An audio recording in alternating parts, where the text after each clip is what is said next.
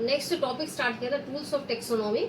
इसमें हमें टेक्सोनॉमी वर्गीकीकरण के अध्ययन के लिए कुछ साधनों की आवश्यकता पड़ती है। उसमें कुछ विशेष 2-3 साधनों के बारे में आपको बता दिया था, जैसे फील्ड का चयन हमें करना चाहिए सबसे पहले, इसके बारे में आपको बता दिया था।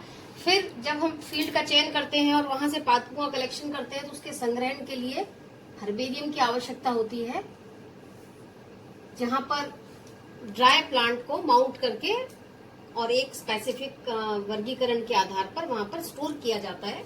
हर्बेरियम के बारे में आपको बता दिया। इसके साथ साथ बॉटनिकल गार्डन्स,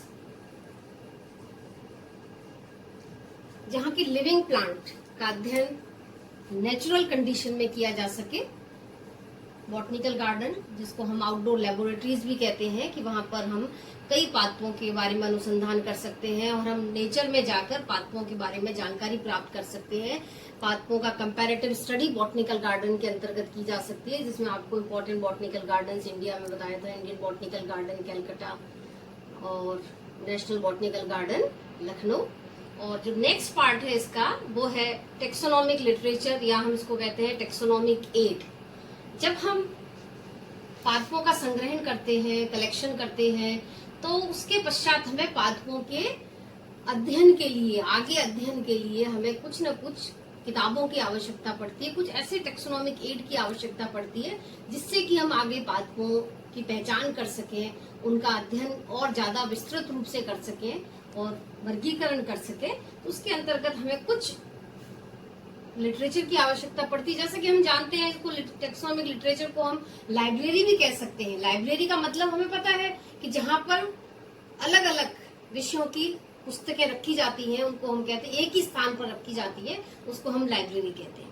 इसी तरह से यदि बॉटनी से संबंधित या टेक्सोनॉमी से संबंधित यदि पुस्तकों का संग्रहण जिस स्थान पर किया जाता है, उसे हम टेक्सोनॉमिक लाइब्रेरी कह सकते हैं, जहां पर टेक्सोनॉमिक लिटरेचर रखा जा सकता है। तो उस टेक्सोनॉमिक जो लिटरेचर है, जो कि हमें आगे वर्गीकी में सहायता प्रदान करता है, सहायक होता है पादपों के अध्ययन के लिए, उसमें सबसे पहले आता है फ्लोरा। फ्लोरा और इसी का एक ब्रॉड रूप में यदि हम टर्म कहें तो वो है मैनुअल। कुछ वैज्ञानिक दोनों को सिनोनिमस टर्म भी मानते हैं, फ्लोरा और मैनुअल को।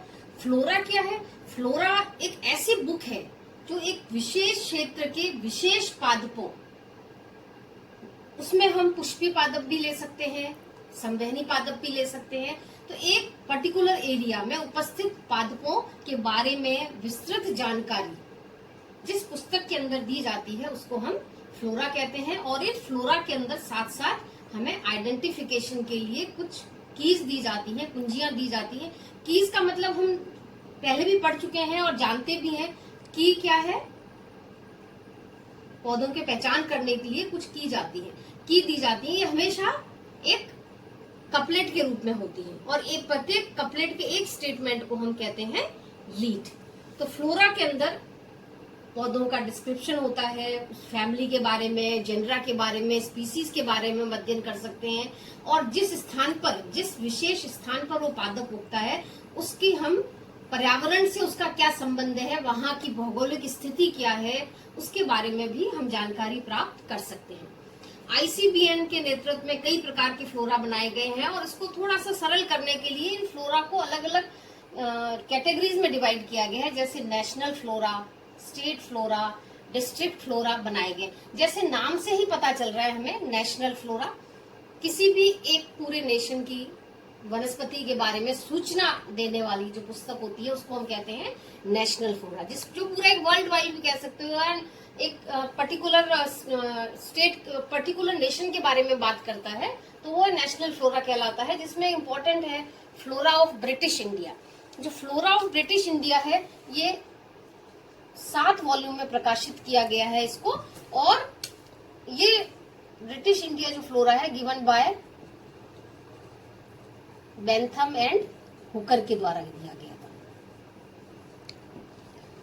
इसके अलावा और भी नेशनल फ्लोरा, कई नेशनल फ्लोरा है। फ्लोरा ऑफ नॉर्थ अमेरिका इसके बाद पश्चात आया था, जिसमें भी उस पर्टिकुलर नेशन के बारे में सारी जितनी भी पादप के बारे में जानकारी है वो उस नेशनल फ्लोरा के अंदर दी जाती है। इसके बाद बात करते हैं स्टेट फ्लोरा। स्टेट फ्लोरा नाम से पता चलता है राज्य फ्लोरा कहते हैं, जिसमें एक किसी भी पर्टिकुलर स्टेट में उपस्थित सभी पादपों की जानकारी दी जाती है। ऐसी पुस्तक को कहते हैं स्टेट फ्लोरा। इसमें कुछ इंपॉर्टेंट फ्लोरा हैं, जैसे फ्लोरा ऑफ, हम राजस्थान की बात कर रहे हैं तो flora of Rajasthan Singh and Shetty के द्वारा दिया गया था 1983 में, और इसके 3 वॉल्यूम प्रकाशित हैं जो हमारे राजस्थान के किसी भी क्षेत्र की वनस्पति के बारे में अध्ययन करने के लिए, उन पौधों को पहचान करने के लिए, उनका वर्गीकरण करने के लिए काफी इंपॉर्टेंट फ्लोरा है। ये सभी करीब करीब जितने भी लाइब्रेरीज होती हैं उनके अंदर अवेलेबल होता है, और इसके द्वारा पौधों की पहचान आसानी से की जा सकती है, क्योंकि इसमें सभी प्लांट्स की फैमिली के बारे में बताया हुआ होता है, जीनस के बारे में, स्पीसीज के बारे में, उनके इम्पोर्टेंट कैरेक्टर्स क्या होते हैं, उनका क्या मेडिसिनल वैल्यू है, उनकी इकोनॉमिक इम्पोर्टेंस क्या है, वो किस स्थान पर किस प्रकार के आवास में पाए जाते हैं, उन सब के बारे में विस्तृत जानकारी इनके अंदर दी। फ्लोरा ऑफ राजस्थान के अलावा भी कई बहुत सारे स्टेट फ्लोरा हैं, जिनमें एक और फ्लोरा ऑफ आसाम, जो 3 वॉल्यूम्स में प्रकाशित किया गया है बाई यू कांजीलाल। और इसके अलावा फिर नेक्स्ट आता है डिस्ट्रिक्ट फ्लोरा। जैसे पता चल रहा है हमें पर्टिकुलर किसी भी एक जिले में उपस्थित पादपों के बारे में संपूर्ण जानकारी देने वाली जो पुस्तक है, बुक है, उसको हम कहते हैं डिस्ट्रिक्ट फ्लोरा। इसमें इंपॉर्टेंट है flora of Banswara, V Singh द्वारा दिया गया था। Flora of Tonk, Shetty and Pandey के द्वारा दिया गया।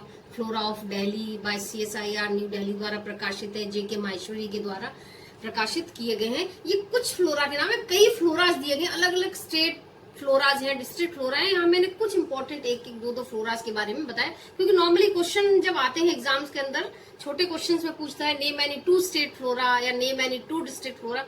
ये तो हम फ्लोरा की बात करें। इसके अलावा और भी कई राजस्थान के इंपॉर्टेंट फ्लोरा हैं, जिसमें मैं 2 नाम यहाँ पर लेना चाहूंगी। Flora of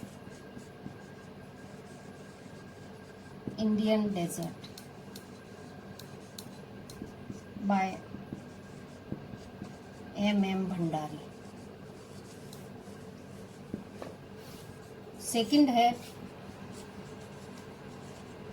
flora of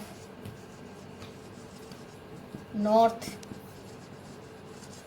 east India bye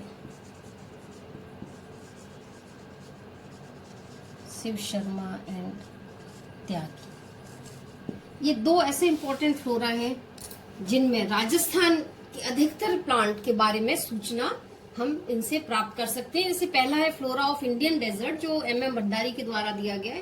तो जोधपुर जयनारायण व्यास यूनिवर्सिटी में प्रोफेसर थे, बहुत अच्छे टेक्सोनॉमिस्ट, पादपों के बारे में बड़ी अच्छी जानकारी, जिन्होंने पूरा के पूरा जो इंडियन डेजर्ट है, ये डेजर्ट से रिलेटेड जितने भी डिस्ट्रिक्ट हैं, जिनमें नागौर हो गया, बीकानेर हो गया, जैसलमेर हो गया, जोधपुर हो गया, बाड़मेर हो गया, ये सारे डिस्ट्रिक्ट इन्होंने डेजर्ट से संबंधित सारे डिस्ट्रिक्ट कवर किए, और उसमें सारे प्लांट्स के बारे में जानकारी with photographs, with important keys के साथ में जानकारी दी गई। दूसरा फ्लोरा है flora of north east India, Shiv Sharma and Tyagi, professor in Rajasthan university. इन्होंने पूरे नॉर्थ ईस्ट इंडिया से रिलेटेड जो भी प्लांट थे उनके बारे में उसके अंदर जानकारी दी गई थी। सेकंड टेक्सोनॉमिक एड की बात करते हैं तो उसमें आता है मोनोग्राफ। अब फ्लोरा और मोनोग्राफ में क्या डिफरेंस है? फ्लोरा को जैसे मैंने पहले बताया है कि फ्लोरा एक पर्टिकुलर एरिया में, एक विशेष क्षेत्र में विशेष पादपों के बारे में जानकारी उसके अंदर दी जाती है, लेकिन मोनोग्राफ के अंदर किसी भी एक टेक्सोनॉमिक कैटेगरी, जैसे कि फैमिली हो गई या जीनस हो गया या स्पीसीज हो गई, उसके बारे में, किसी एक टेक्सोन के बारे में संपूर्ण जानकारी, चाहे वो टेक्सा विश्व में कहीं पर भी उपस्थित हो, उसके बारे में जो भी इंफॉर्मेशन है वो जिस बुक के अंदर दी जाती है उसको हम कहते हैं मोनोग्राफ। मोनोग्राफ के अंदर इसीलिए एक पर्टिकुलर टेक्सान के बारे में, नॉर्मली कोई स्पीसीज हो गई या जीनस हो गया, उसके बारे में पूरे विश्व में उपस्थित जानकारी को एक जगह संग्रहित कर लिया जाता है। इसी का एक छोटा फॉर्म आता है रिवीजन। रिवीजन और मोनोग्राफ में अंतर यह है कि मोनोग्राफ में तो एक पूरे टेक्सोन का विश्व में उपस्थित संपूर्ण जानकारी उसके अंदर दी जाती है, जबकि रिवीजन के अंदर उसको छोटे क्षेत्र में डिवाइड करके, कोई एक पर्टिकुलर जीनस है उसको एक एरिया में डिवाइड, एरिया वाइज उसकी जानकारी उस बुक के अंदर दी जाती है, उसको हम कहते हैं रिवीजन। कुछ इंपॉर्टेंट मोनोग्राफ्स हैं यहाँ पर, जैसे botanical monograph first for Gnetum given by P Maheshwari in 1961। फिर आता है botanical monograph 2 for Marsilea given by K M Gupta in 1962। इसके अलावा आता है botanical monograph 3 by for aquatic angiosperms which is given by K Subramanyam इन 1962। और इसके अलावा कई और मोनोग्राफ है, monograph of genus Argemone for North America and West Indies by G N Ownbey द्वारा 1958 में दिया गया था। तो ये भी एक बहुत अच्छी एक टेक्सोनोमिक एड है, जिसके द्वारा विश्व में कोई भी जीनस कहीं पर भी उपस्थित हो उसके बारे में पूरी की पूरी जानकारी हम मोनोग्राफ के द्वारा प्राप्त कर सकते हैं। तीसरी टेक्सोनोमिक एड आती है आइकन्स। आइकन्स को हम कहते हैं मूर्ति ग्रंथ। मूर्ति का मतलब क्या होता है, जैसा हमें दिखाई देता है बिल्कुल उसके एग्जैक्ट रेप्लिका।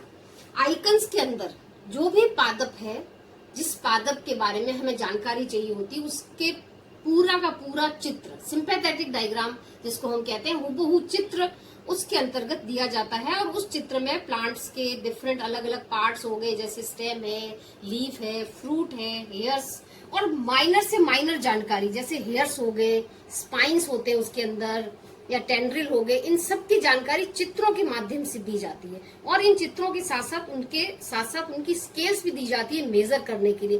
तो इस आइकन्स के माध्यम से हम छोटी से छोटी जानकारी हम पौधों के बारे में प्राप्त कर सकते हैं। ये भी एक इम्पोर्टेंट रोल प्ले करते हैं पौधों के आइडेंटिफिकेशन में, लेकिन कई बार इस आइकन्स के द्वारा बहुत ज्यादा लार्ज स्केल पे हम आइडेंटिफाई प्लांट को नहीं कर पाते हैं, लेकिन फिर भी एक इम्पोर्टेंट टेक्सोनोमिक एड है जिसके द्वारा हम प्लांट आइडेंटिफिकेशन में इससे हेल्प मिलती है। कुछ इंपॉर्टेंट आइकन्स है, जैसे illustration of flora of Delhi by JK Maheshwari, flora indica एक है जिसके अंदर बहुत सारे अप्रोक्सीमेट 2533 कलर डायग्राम प्लांट्स के दिए गए हैं, जो कि रॉक्सबर्ग के द्वारा दिया गया था।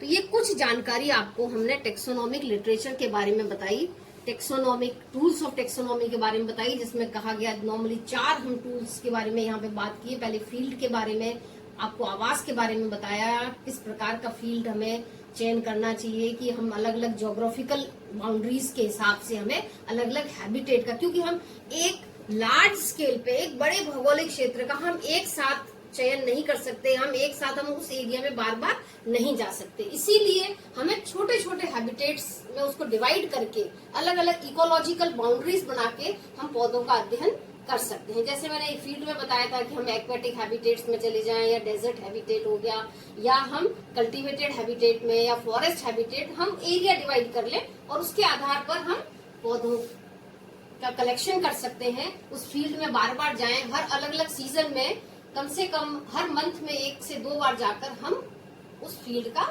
सर्वे करें और वहां उपस्थित पादपों का संग्रह कलेक्शन करें। उसके बाद कलेक्शन करने के बाद हम लाकर उसको हर्बेरियम के अंदर प्रिजर्व कर सकते हैं। और कुछ हमें यदि नेचुरल कंडीशन में प्लांट्स का अध्ययन करना हो तो उसके लिए हमें बॉटनिकल गार्डन्स की आवश्यकता होती है। और लास्ट में और डिटेल में हमें इन फ्यूचर आगे भी यदि हम उस प्लांट्स के बारे में और भी ज्यादा जानकारी प्राप्त करना चाहते हैं तो हमें टेक्सोनोमिक लिटरेचर या एड की आवश्यकता पड़ती है। Thank you.